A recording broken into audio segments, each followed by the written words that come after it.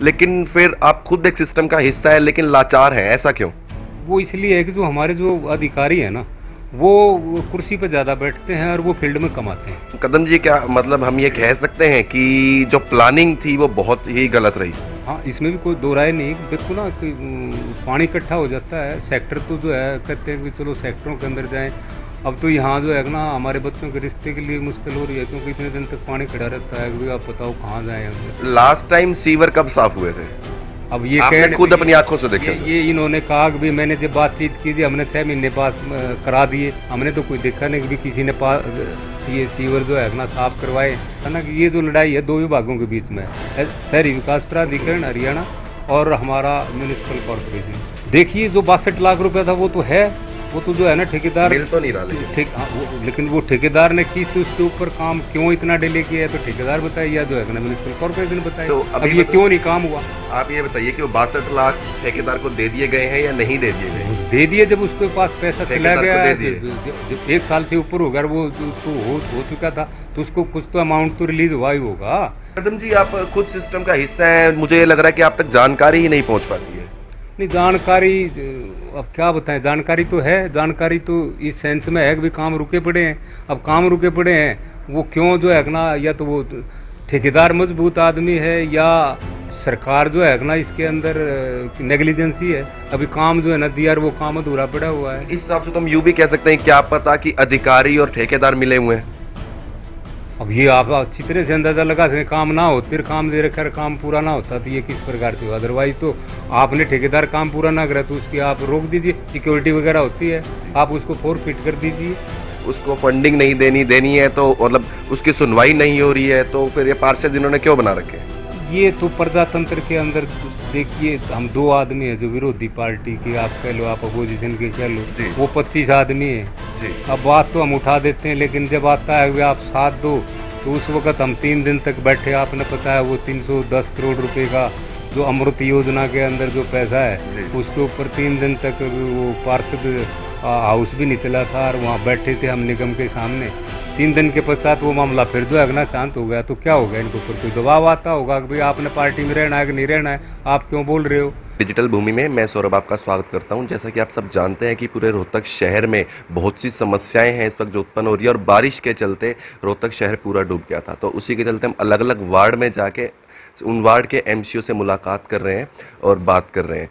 अभी हमारे साथ मौजूद है वार्ड 11 के एमसी कदम सिंह अलावत जी। तो सबसे पहले आपका बहुत बहुत स्वागत है कदम जी। धन्यवाद आपका भी, आप यहाँ आए और जो नागरिकों की जो समस्याएं हैं उसको आप पब्लिक के सामने लेके जा रहे हो, आपका बहुत बहुत धन्यवाद। कदम सिंह जी, सबसे पहले तो जैसे अभी बारिश हुई है तो उस टाइम पे अगर सेक्टर में हमने देखा था बहुत ज़्यादा पानी भर रखा था, जो पार्क है उसकी दीवार भी ढह गई, तो इसके पीछे का क्या कारण मानते हैं आप?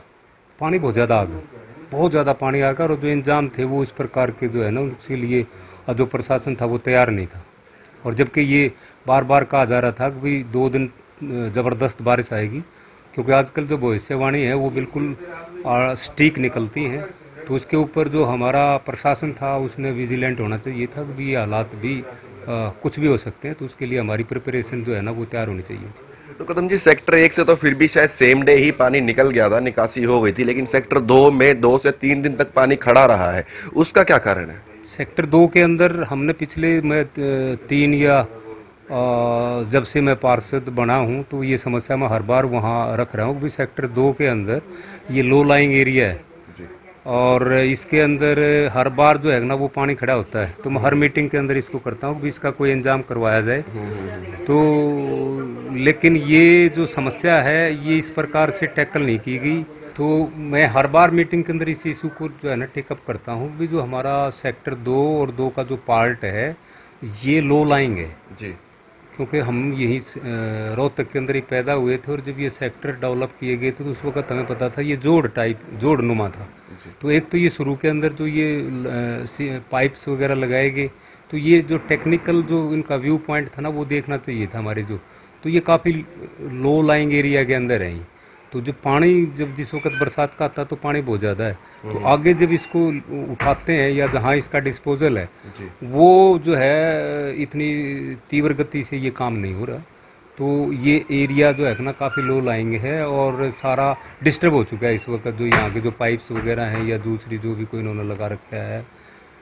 तो ये हम बार बार इस इशू को ले रहे थे। तो फिर पिछली बार 2020 के अंदर जब ये प्रॉब्लम का कोई समाधान नहीं हुआ तो सेक्टर 2-1 के आदमी, पार्ट के आदमी हमने यहाँ जाम लगाया, बैठे हम यहाँ भी हमारी प्रॉब्लम है, इसको सुनवाई कीजिए। तो तब इन लोगों ने, वहाँ कमिश्नर साहब भी हमारे आए, प्रदीप गोदारा जी, तो फिर उन्होंने ये 30 अप्रैल के आसपास मीटिंग के अंदर ये इसके ऊपर 62.5 लाख रुपए इस पानी की निकासी के लिए एक सैंक्शन भी किया। और 16 जून की बात है 2021 के अंदर मेयर साहब भी आए और हम भी थे वहाँ, और हमने नारियल से जो है ना उसका उद्घाटन भी किया था कि आप जो है ना इसके पाइप डालने का काम शुरू हो जाएगा। ठेकेदार को काम भी समझा दिया था कि क्या करना है।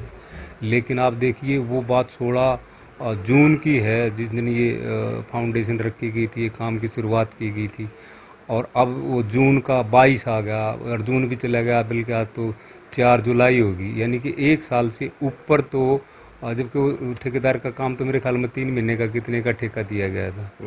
तो ये जो है ना कोऑर्डिनेशन नहीं है between the municipal corporation office and between the Hooda HSBP office. वो कहते हैं जी यहाँ बनाओ, वहाँ जब खोदते हैं तो कहते हैं जी यहाँ बनाओ, तो मतलब देर इज़ नो कोऑर्डिनेशन। तो there must be some coordination between the 2 departments. अब देखिए सड़क है, स्ट्रीट है, एक साइड के अंदर तो सीवर तो रख लिया HSBP ने अपने पास, जो घरों से निकलता है सीवर, और जो स्टॉर्म वाटर जो आपका छत का पानी है या बरसाती पानी है वो गली के दूसरे नुक्कड़ के ऊपर है। अब ये इंटरलिंक्ड हैं। HSBP जो ऑफिस था, जब इनके काम करने के लिए जाते थे तो अगर वो दिखा कि भाई लंबा पड़ता है ये सीवर, वहाँ तक इसको साफ करने में दिक्कत आएगी, तो हमारे ये नोटिस के अंदर आया कि भाई ये जो है ना सीवर वालों ने वो स्टॉर्म वाटर की पाइप में जोड़ दिया, स्टॉर्म वाटर का उधर। अब जितना भी जब बारिश होती है तो सारे जो सीवर हैं, जो डोमेस्टिक जो सीवर है वो सारे ओवरफ्लो करते हैं। वाई इट मीन्स कि ये सारा जो भी कोई कनेक्शन कर रखे हैं इन लोगों ने, सीवर के और स्टॉर्म वाटर के कनेक्शन जो है ना आपस में जुड़े हुए हैं, और महकमे 2 दे दिए। अभी जो आपका सीवर है वो HSBP लुक आफ्टर करेगा, स्टॉर्म वाटर को वो लुक आफ्टर करेगा। तो ये गवर्नमेंट के लेवल के ऊपर जो डिसीजन लिया गया ये ठीक डिसीजन नहीं लिया, इसके ऊपर दोबारा से सोच करने की बात है। ये एक विभाग को जानी चाहिए इंस्टेड ऑफ ये 2 विभाग। तो कदम जी, क्या मतलब हम ये कह सकते हैं कि जो प्लानिंग थी वो बहुत ही गलत रही? हाँ, इसमें भी कोई दो राय नहीं। देखो ना कि पानी इकट्ठा हो जाता है, सेक्टर तो जो है कहते हैं कि चलो सेक्टरों के अंदर जाएं। अब तो यहाँ जो है ना हमारे बच्चों के रिश्ते के लिए मुश्किल हो रही है, क्योंकि इतने दिन तक पानी खड़ा रहता है कि भाई आप बताओ कहाँ जाएं। यहाँ पे लोग करोड़ों रुपए देके मकान भी खरीदते हैं, लेकिन उसके बावजूद जो फैसिलिटीज होनी चाहिए निगम से या प्रशासन से वो ढंग से नहीं मिल पा रही है। आपने अभी अभी बताया कि आप लोगों ने नारियल फोड़ के उसकी फाउंडेशन भी रखी पाइपलाइन की, लेकिन अभी तक फंडिंग नहीं हो पाई है शायद। बिल्कुल भी नहीं। आप ये देखना सड़कों का क्या हाल है, आप रोहतक के अंदर आ जाओ तो आप देखिए। मैं अपने वार्ड की बात को एक थोड़ा सा छोड़कर आप मैं सारे शहर की बात करता हूँ।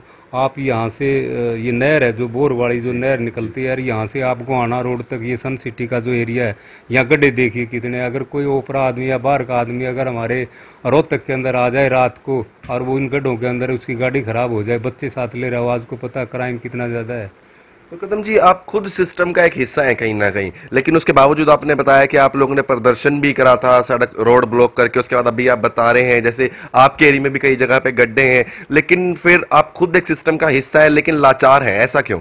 वो इसलिए है कि जो हमारे जो अधिकारी हैं ना वो कुर्सी पर ज़्यादा बैठते हैं और वो फील्ड में कम आते हैं, जबकि उनको फील्ड में जाके निगरानी करनी चाहिए कि भाई हमने जो ये काम दिया गया था ये कहाँ चला हुआ है। अब आपने ठेकेदार को तो दे दिया ठेका, ठेकेदार ने फर्दर जो है ना मजदूर को ठेका दे दिया। अब वो 4 बोरी सीमेंट के लिए लगा दो रहा है, या तो ठेकेदार जो है ना पूरी निगरानी करे उस काम की, ऊपर से अफसर आगे देखे कि इसके अंदर जो भी कुछ काम कर रहे हैं ये ठीक काम हो रहा है कि नहीं हो रहा है।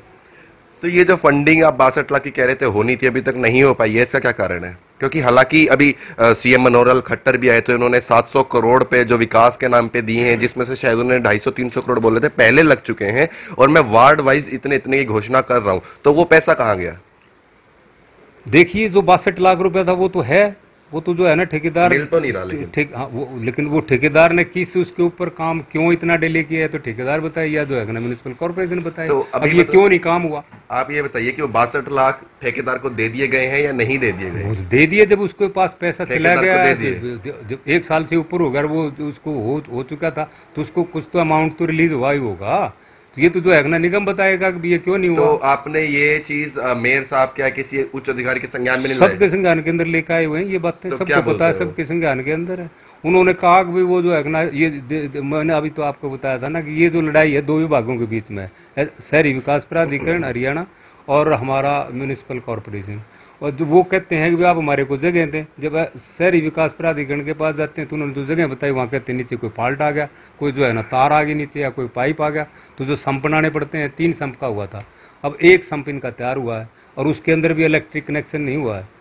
तो अगर ये टाइम के ऊपर ये जो है ना जाग जाते तो ये समस्या हमारे सेक्टरों के अंदर नहीं आती, कम से कम थोड़ा मोटा तो रिलीफ लोगों को मिलता। आप एक बात बताइए, आपने अभी भी बोला कि 2 विभागों की आपस की ये है जिस चक्कर में काम जल्दी नहीं हो पा रहा है, क्योंकि देखो है तो सिस्टम ही, सभी आते तो एक ही गवर्नमेंट के अंडर है, एक ही प्रशासन के अंडर है, तो इतनी ज्यादा जो कह सकते हैं मिसकम्युनिकेशन या आप कह सकते हैं एक दूसरे का साथ नहीं दिया जा रहा है, ऐसा क्यों हो रहा है? ये इसलिए हो रहा है कि देखो एक हमारे जो सेक्टर्स है ना ये थ्रू आउट स्टेट का ये मैटर है, तो इसके अंदर जो एडमिनिस्ट्रेशन है उस लेवल के ऊपर, टॉप के लेवल के ऊपर या तो डीसी को संज्ञान लेना चाहिए, डीसी को मीटिंग बुलानी चाहिए, जो जो जो डिपार्टमेंट सेक्टर को लुक आफ्टर करते हैं उनकी एक मीटिंग बुलाएं, कोऑर्डिनेशन करें, अभी आप जो है ना इनका सहयोग करिए, आप इनका सहयोग करिए।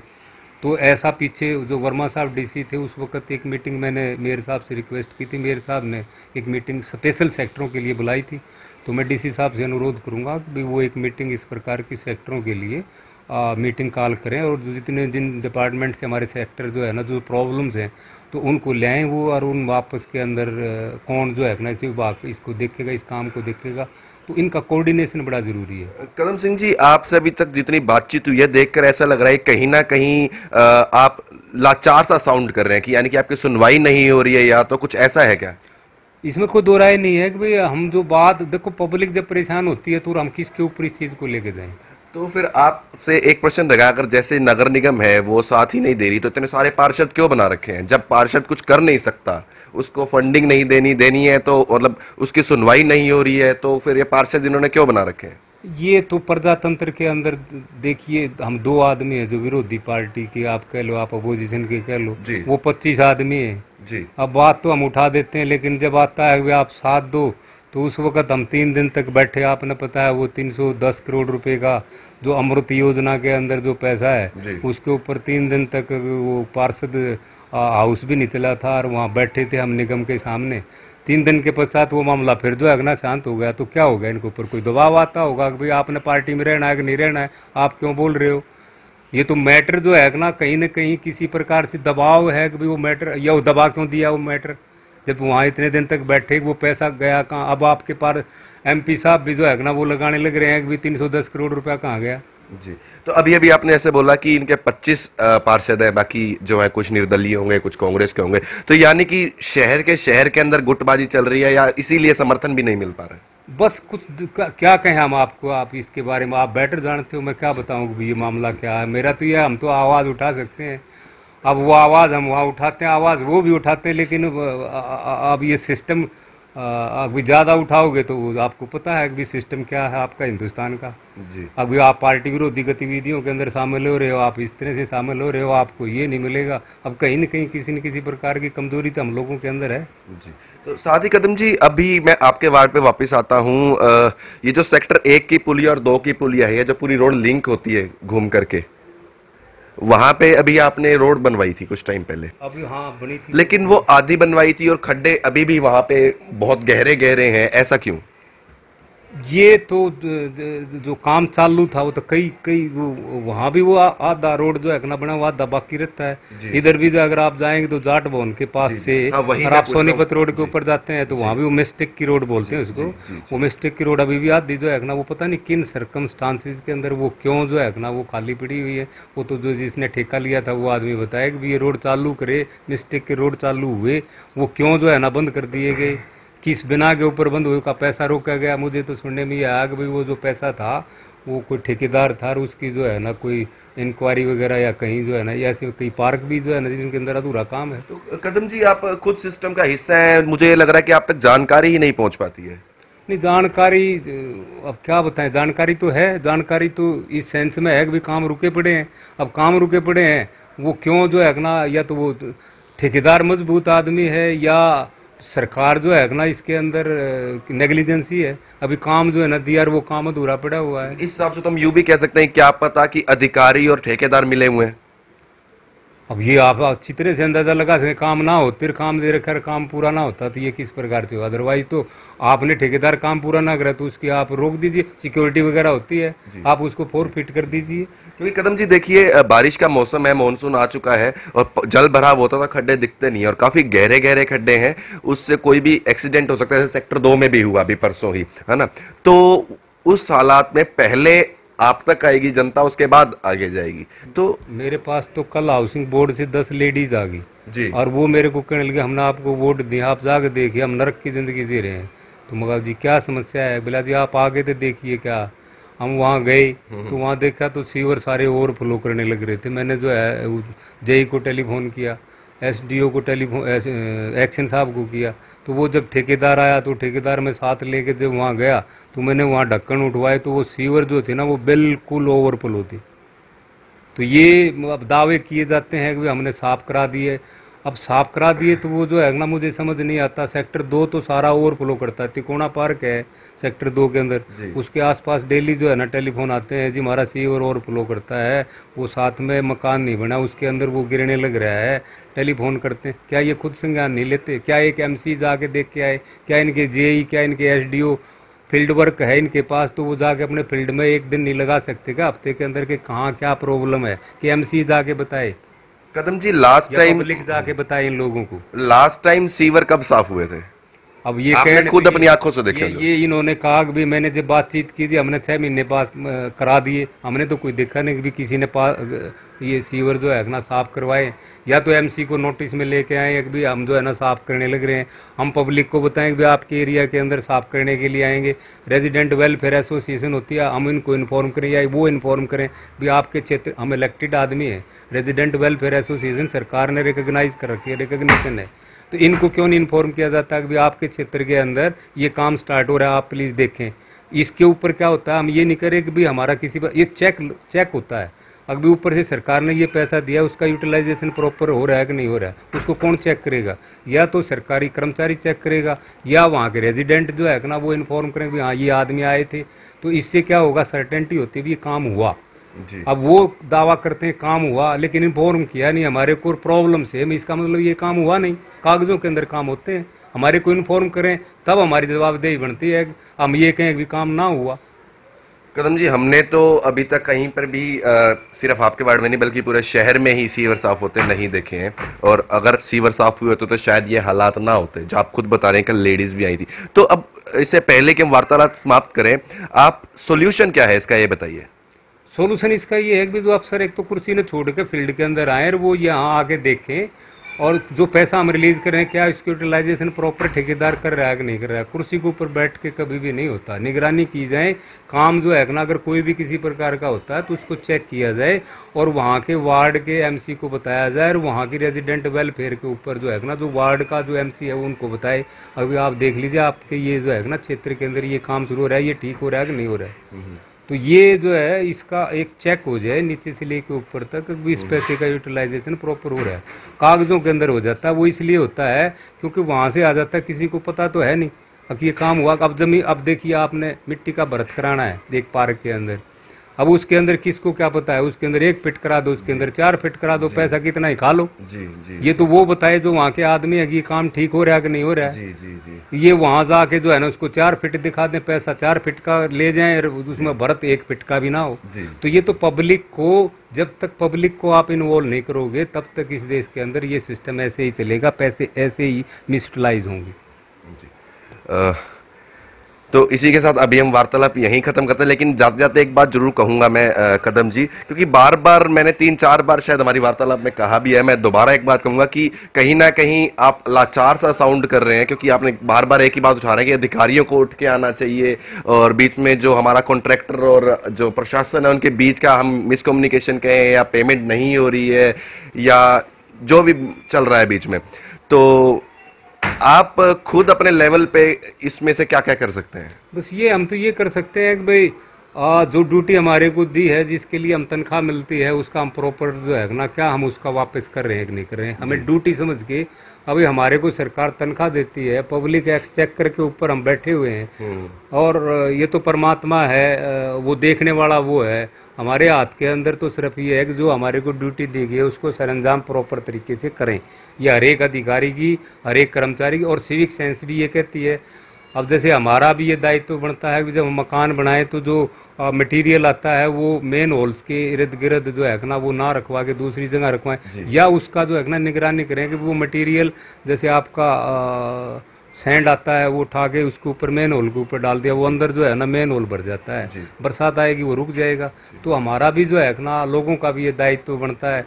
अब हम सड़कें जो है ना गाड़ी खड़ी करके धोने लग जाते हैं, तो हमारा ये नहीं बनता कि भाई आप जो है ना गाड़ी यहाँ दो। अगर इसके ऊपर रोड के ऊपर अगर आप गाड़ी खड़ी करके उसको पानी डालेंगे तो पानी का आपको पता है जो सड़क का मेल बैठता नहीं है, वो सड़क टूटेगी टूटेगी कब तक जो है। तो हमारा भी दायित्व बनता है, सरकार का भी बनता है, कर्मचारियों का भी बनता है, हम सब की जवाबदेही है, हम सबको जो है ना ये करना चाहिए। अकेला हम यूँ कहे सरकार का दोष है, हमारा भी कहीं न कहीं किसी न किसी लेवल के ऊपर हम भी जो हमारे को ड्यूटी मिलनी चाहिए थी, जो काम करना चाहिए था, हमारी भी जिम्मेवारी बनती है कि हम भी सहयोग करें हर एक लेवल के ऊपर। तो कदम जी, बस चलते चलते आपसे एक हमारी गुजारिश कहिए या अपील रहेगी कि अगर हो सके और जैसे मर्जी हो सके आप कोशिश कीजिए, जो गड्ढे हैं वो अगर आप भरवा दें तो बहुत ही अच्छा हो जाएगा। तो इसी के साथ हम आपसे विदा लेते हैं। शहर और राज्य की नई ताज़ा खबरें जानने के लिए जुड़े रहें डिजिटल भूमि के साथ। धन्यवाद।